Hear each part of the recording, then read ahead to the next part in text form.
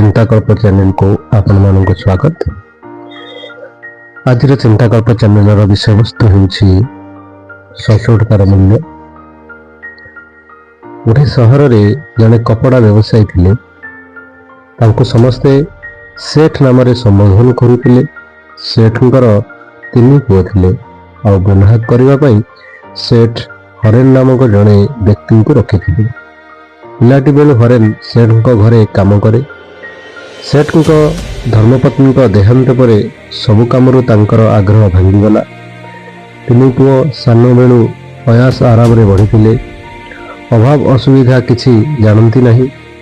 सेठ पुओ मानकु कहिले, मु आ व्यवसाय दायित्व नहीं पारुनी, तुम माने एबे मते व्यवसाय रे साहाय्य कर। पुओ माने उपरे हाँ करदेले, मात्र परवर्ती समय रे निज कथारू घुरी गले। 3 जनकर गोटे लक्ष्य रहिला, केमिति पितांक संपत्ति निज भाग मिलिबो आउ सेठारू चिता काटे। सेठ भी पुओ मानक मनोवृत्ति को लक्ष्य करी सहरर जोठी जहा कोठबाड़ी थिला सेमानक नाम रे बांटी देले। हरेन किंतु घरर जाबतीय काम करने सहित बाबूंकर स्वास्थ्यर खूब अधिक जत्न नेउथिला। अचानक दिने सेठ को व्यवसाय रे बहुत क्षति सहवाक पड़िला। एमती कि घर बारी हाथरू चलीजा परी परिस्थिति सृष्टि है। सुजोग देखी 3 पुओ बाट काटी चलीगले। हरेन कहला, सेठ जी आपण चिंता करंतु नहीं, मु आपणक सहित अछि। प्रथमे आपणक स्वास्थ्य, तापरे आउ जहा। समय बड़ बलवान, सब ठीक हो समय को अपेक्षा करंतु। असमय पिलाने साहा हेलेनी। सेठंक मुंड को एकथा खूब बाधिला।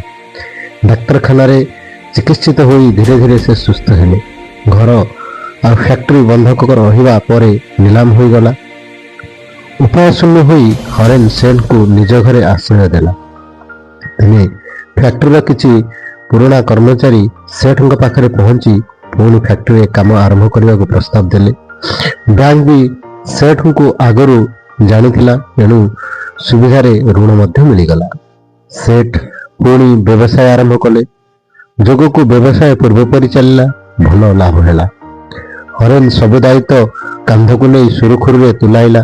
सेठ समस्त को कहले, हरेन मो पुओ, आउ आजि ठारू मो पाखरे जहाँ संपत्ति अछि से सब मु ता नाम रे कर देउछि। पुत्र ठारू से मोर ढेर अधिक दायित्व नहीं। एक कथाटी चिर सत्य जे सचोटता कृतज्ञतार मूल्य आज नहले भी काली निश्चिंत मिलिबो।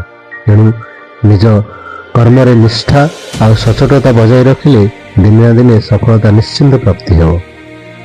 सत्कर्म करी सत्पथरे चलुवा व्यक्ति को ईश्वर सबुबेले साहा हुअन्ति। सेहीपरि व्यक्ति कर्म द्वारा निज भाग्यरेखा को बदलाई पारନ୍ତି।